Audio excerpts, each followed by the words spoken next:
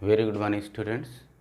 Today we will discuss about solid state part 13 chapter number 1 जो solid state है उसका part 13 आज हम करने जा रहे हैं, जहाँ पर हम लोग बात करेंगे vacancy defect and interstitial defects. यहाँ वैकेंसी डिफेक्ट और इंटरस्टिशियल डिटेल करेंगे हम लोग। आइए देखते हैं कि ये हैं क्या और इनमें कुछ स्पेशल फीचर्स क्या क्या देखने को मिलते हैं। ये एक्चुअली जो वैकेंसी डिफेक्ट है और इंटरस्टिशियल डिफेक्ट, ये दोनों डिफेक्ट स्टैकियोमेट्रिक डिफेक्ट जो कि हम लोग इसके पहले की क्लास में डिस्कस कर चुके हैं पार्ट 12 में। तो आज हम उसका एक सेक्शन ले रहे हैं इसी का, वैकेंसी डिफेक्ट और इंटरस्टिशियल डिफेक्ट, जो स्टैकियोमेट्रिक की कैटेगरी में ही आ रहा है। और ये कितने तरह के क्रिस्टलाइन सॉलिड्स में देखने को मिलते हैं, जैसे कि हमने पहले भी बताया था आपको कि वैकेंसी डिफेक्ट और इंटरस्टिशियल डिफेक्ट ये दो ऐसे डिफेक्ट हैं जो हमारे नॉन क्रिस्टलाइन सॉलिड्स जो होते हैं वो शो करते हैं, वहाँ पर ऑब्जर्व किए गए हैं। और यहाँ पर जो वैकेंसी डिफेक्ट है, इस डिफेक्ट में हमें क्या देखने को मिलता है। देखिए बात यहाँ पर यह है कि जो हमारा इंटरस्टिशियल और वैकेंसी डिफेक्ट है, दोनों ही जो कि स्टैकियोमेट्रिक डिफेक्ट हैं, मीन्स कि even after the defect they maintain the स्टैकियोमेट्री।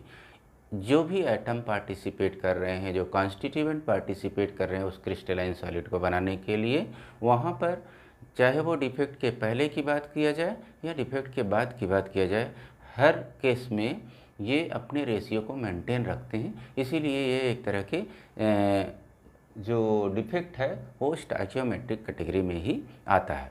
अब ये नॉन क्रिस्टलाइन सॉलिड्स में देखने को मिलता है। तो वैकेंसी डिफेक्ट को हम सबसे पहले बात करते हैं कि इस वैकेंसी डिफेक्ट में बेसिकली होता क्या है।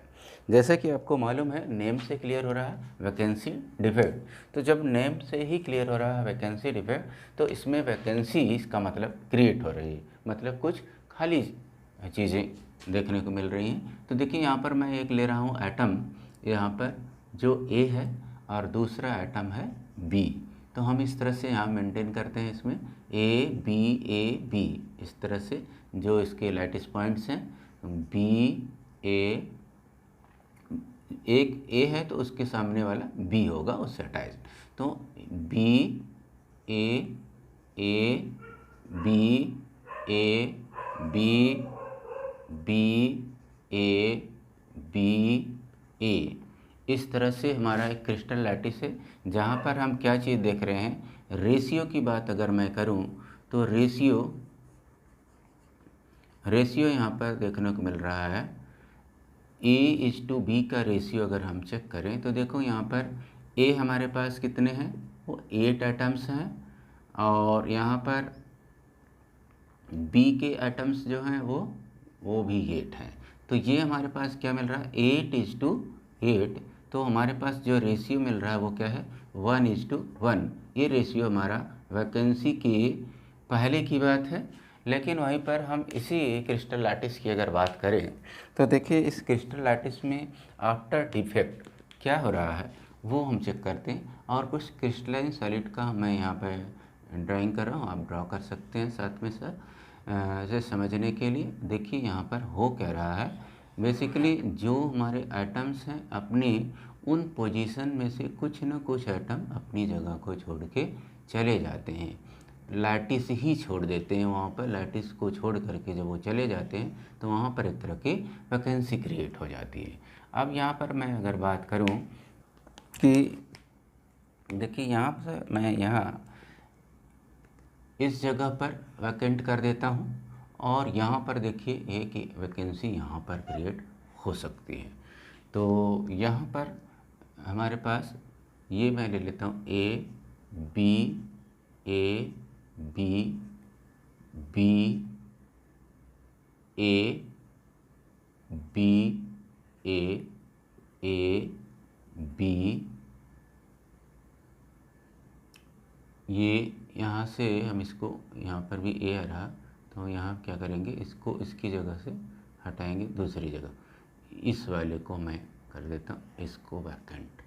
ये आ गया ए, बी, यहाँ पर बी ए बी ए। आप देखिए यहाँ पर कि जो हमारे पास एटम्स हैं, ए के एटम्स यहाँ पर अब कितने हैं, ये जो बी है इस जगह से गायब हो चुका है, ये वाला पूरा खाली है, यहाँ बी होना चाहिए, यहाँ पर ए खाली हो चुका है।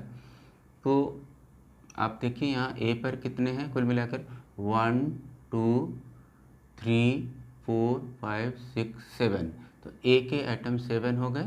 सिमिलरली जो बी के एटम हैं वो भी 7 है। तो अगर मैं रेशियो की बात यहाँ करूँ तो देखिए यहाँ पर रेशियो आ रहा हमारा, रेशियो हमारे पास मिल रहा है ए रेशियो बी अगर बात करते हैं तो ये 7:7 क्या मिल गया, 1:1। तो यहाँ हमें ये देखने को मिल रहा है कि एक जगह से ए एटम गायब हो जा रहा है तो दूसरी एटम जगह पे बी, एक तरफ पे ए गायब हो रहा है तो दूसरा बी गायब हो रहा है। तो ए और बी दोनों साथ में गायब होते हैं, अपनी लैटिस पॉइंट को अपने छोड़ जाते हैं, और इस तरह से क्रिस्टल लैटिस में अगर इसको और इसको आप कंपेयर करेंगे तो दोनों में एक तरह का डिफेक्ट देखने को नज़र आ रहा है, खाली जगह दिखाई दे रही है, और उस खाली जगह को यहाँ एम्प्टी जगह को क्या बोल रहे हैं, वैकेंसी। तो बिकॉज ऑफ द डिलीशन और you can say that removal of the atoms from lattice points, some of the atoms are found to be removed or deleted, they can left the crystal lattice, and because of this removal of this crystal lattice points, this is known as vacancy defect। जो atom अपना जगह छोड़ करके उस lattice से चले जाते हैं, इसीलिए इसको हम बोलते हैं वैकेंसी डिफेक्ट। और ये डिफेक्ट जैसे कि हमने आपको पहले भी बताया कि हमेशा नॉन आयनिक सॉलिड्स के थ्रू ऑब्जर्व किए जाते हैं, वहीं पर ये देखने को मिलते हैं। और यहाँ पर ये डिफेक्ट एक्चुअली उस समय देखने को मिलते हैं जब ये क्रिस्टल लैटिस जो होता है हाई टेम्परेचर पर पाया जाता है, ये अपनी जगह से डिसलोकेट कर जाते हैं, तो इस तरह से वैकेंसी क्रिएट होती है। तो अब बात करते हैं कि जब वैकेंसी डिफेक्ट क्रिएट हो गई तो उस लैटिस पर, उस क्रिस्टलाइन सॉलिड में क्या इफ़ेक्ट आता है, उसकी स्पेशल कुछ प्रॉपर्टीज़ पे। तो अगर हम बात करें, एक तो वो लैटिस वीक हो जाता है, वो क्रिस्टलाइन सॉलिड जगह जगह से कमज़ोर हो जाता है जहाँ से उसके एटम चले जाते हैं। दूसरा, उसकी डेंसिटी, चूँकि एटम वहाँ से गायब हो चुका है तो उसका अपना मास भी कम हो जाएगा, तो डेंसिटी भी डिक्रीज कर जाती है। और तीसरा इम्पोर्टेंट बात जो यहाँ पर आती है, इलेक्ट्रिकल कंडक्टिविटी जो होती है वहाँ पर चूँकि होती ही नहीं, तो क्योंकि नॉन आयनिक सॉलिड्स हैं, तो नॉन आयनिक सॉलिड्स में यहाँ पर आयनिक नहीं होने के नाते इसमें स्पेसिफिक कुछ खास इलेक्ट्रिकल कंडक्टिविटी नहीं है। फिर भी इसमें थोड़ी बहुत कंडक्टिविटी, इसमें थर्मल कंडक्टिविटी और कुछ देखने को मिल जाती है, और इन वैकेंट प्लेसेस पर जो एटम नहीं होते वहाँ पर उनकी वजह से थोड़ी बहुत मिलती है। तो इस तरह से हमने देखा कि वैकेंसी डिफेक्ट से लैटिस वीक हो जाता है, उसकी डेंसिटी, सबसे इम्पॉर्टेंट बात है कि डेंसिटी उसकी कम हो जाती है। तो ये वैकेंसी डिफेक्ट जो है होने से लैटिस में क्या फ़र्क पड़ता है, और आपने ये भी देखा कि यह एक तरह का स्टैकियोमेट्रिक डिफेक्ट है। क्यों कि बिफोर द डिफेक्ट आपने देखा कि this is structure of this crystalline solid before defect, ये हमने देखा जो वो बिफोर डिफेक्ट आ रहा, बिफोर डिफेक्ट है, और ये आफ्टर डिफेक्ट है। तो बिफोर और आफ्टर में कुछ अंतर जो नज़र आ रहा डिफेक्ट, वो यही है डिफेक्ट। तो रेशियो की जब बात करते हैं तो डिफेक्ट के पहले और डिफेक्ट के बाद, ये दो के दोनों केसेस में ये रेशियो हमारा मेंटेन रहता है, इसीलिए वैकेंसी डिफेक्ट एक तरह का स्टैकियोमेट्रिक डिफेक्ट है। तो यहाँ पर आपने ये चीज़ देखा, वैकेंसी डिफेक्ट होता है जो, उसमें स्टैकियोमेट्री मेंटेन रहती है, पहले और बाद में दोनों में सेम ही टाइप की डिफेक्ट देखने को मिलता है। तो हमने इस क्लास में वैकेंसी डिफेक्ट के बारे में देखा। अब हम बात करने जा रहे हैं इंटरस्टिशियल डिफेक्ट। अब इंटरस्टिशियल डिफेक्ट देखिए क्या होता है कि यहाँ पर अगर हम बात करें इंटरस्टिशियल डिफेक्ट की, तो इन्हीं में आप ये चीज़ देख सकते हैं कि होता क्या है इसका। इसको मैं थोड़ा सा चेंज कर देता हूँ और आपको यहाँ से समझ में आ जाएगा। वैकेंसी डिफेक्ट क्या होता है इसमें। वैकेंसी डिफेक्ट में ये जो हमारा, आप इंटरस्टिशियल डिफेक्ट की बात करते हैं, इंटरस्टिशियल डिफेक्ट,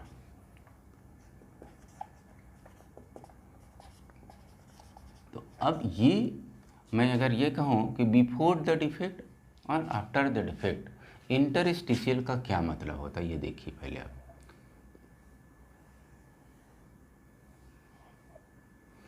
यहाँ पर ये कह रहे हैं कि जब हमारा इंटरस्टिशियल का मतलब कि इन बिटवीन जो लैटिस पॉइंट्स हैं, लैटिस पॉइंट्स मीन्स एटम की जो जगह है वो अपनी जगह से हट करके कहाँ पहुँच जाते हैं। ये जो इन बिटवीन प्लेसेज है डिफेक्ट के बाद, यहाँ पर मैं ये कहूँ कि एक एटम अपनी जगह से जहाँ होना चाहिए वहाँ ना हो करके वो यहाँ आ जाता है, और दूसरा हमारा कैटेगरी का एटम, सपोज ये वाला एटम बी वाला यहाँ पर आ जाता है। अब जो ए वाला एटम अपनी जगह से यहाँ पर जब आ जाता है तो ये जगह खाली हो जाती है, ये अपनी जगह छोड़कर चला गया और ये जगह भी खाली हो जाती है। तो अपनी जगह पर चला गया, वो कहाँ पर चला गया है, ये लैटिस पॉइंट पर नहीं है, अब ये कहाँ पर हो रहे हैं, ये इन बिटवीन है, जिसको हम इंटरस्टिशियल स्पेस बोल रहे हैं या इंटरस्टिशियल पोजीशन बोलते हैं। कि तो इंटरस्टिशियल डिफेक्ट कब होता है कि जब कभी भी लैटिस में से एटम अपनी जगह से जहाँ पर उन्हें होना चाहिए वहाँ ना हो करके वो अपनी जगह छोड़ करके इंटरस्टिशियल पोजीशन पर चले जाते हैं। जब कभी भी लैटिस छोड़ करके वो ना जाते हैं बल्कि उसी लैटिस के अंदर रहते हुए अपनी जगह बदल देते हैं, इंटरस्टिशियल पोजीशन पर शिफ्ट हो जाते हैं, तो इस तरह के डिफेक्ट को हम बोलते हैं इंटरस्टिशियल डिफेक्ट। तो आइए अब यहाँ पर ये देखते हैं कि before the defect and after the defect what will be the ratio change. क्या रेशियो में कुछ चेंज आता है या वही रहता है। तो हमने यहाँ पर देखा कि अगर हम बात करते हैं कि ए एटम का, तो total they are 8 atom and B are 8 in number.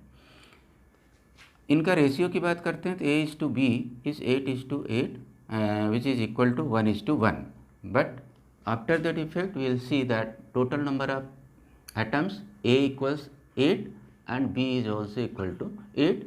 No change in the atom, but position is changed.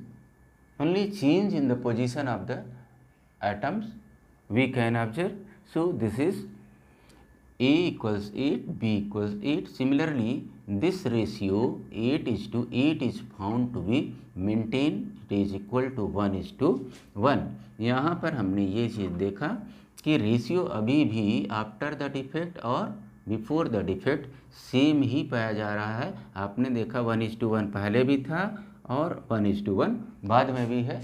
तो इस तरह से हमने जो यहाँ पर देखा कि वैकेंसी डिफेक्ट होता है या फिर इंटरस्टिशियल डिफेक्ट होता है, दोनों ही केसेस में क्या होता है, स्टैकियोमेट्री मेंटेन होता है। बस वैकेंसी डिफेक्ट में सिर्फ ये फ़र्क पड़ रहा है कि वो अपना लैटिस छोड़ करके चला जाता है एटम, वहाँ डेंसिटी डिक्रीज हो जाती है। लेकिन इंटरस्टिशियल डिफेक्ट में लैटिस को छोड़कर एटम नहीं जाते हैं। आप ये देखिए यहाँ पर वो एटम ए अपनी इस जगह से यहाँ चला आया और बी यहाँ से यहाँ चला आया, तो लैटिस में ही रहा। तो क्रिस्टलाइन सॉलिड की मास में किसी भी तरह का चेंज नहीं आया, वॉल्यूम में कोई चेंज नहीं आया। तो density in this case in interstitial position density remains same, but in case of vacancy defect density is change, that is decreased. तो यहाँ पर अगर डिफरेंस की बात किया जाता है वैकेंसी और इंटरस्टिशियल डिफेक्ट में, तो यहाँ पर हम ये बोल सकते हैं कि वैकेंसी डिफेक्ट में आयंस जो होते हैं होते नहीं, एटम्स सिर्फ होते हैं और वहाँ पर अपनी जगह छोड़कर वो जाते हैं, तो इसलिए उसकी डेंसिटी डिक्रीज कर जाती है वैकेंसी डिफेक्ट में। लेकिन जो इंटरस्टिशियल पोजीशन के में डिफेक्ट देखने को मिलता है, तो इंटरस्टिशियल डिफेक्ट जो हमारा है वहाँ पर वैकेंसी नहीं होती है, बल्कि वो अपना पोजीशन छोड़ते हैं, वहाँ पर इसका डेंसिटी मेंटेन रहता है क्योंकि मास सेम रहता है, वॉल्यूम सेम रहता है। तो इस तरह से आज की क्लास में हमने ये देखा कि वैकेंसी डिफेक्ट और इंटरस्टिशियल डिफेक्ट क्या होते हैं और उनके क्या कैरेक्टरिस्टिक्स फीचर्स हैं, उनके इस तरह से हमने डिटेल देखा आज की क्लास में। तो आज की क्लास के लिए इतना ही। नेक्स्ट क्लास में हम कुछ और सीखेंगे। Thank you for today.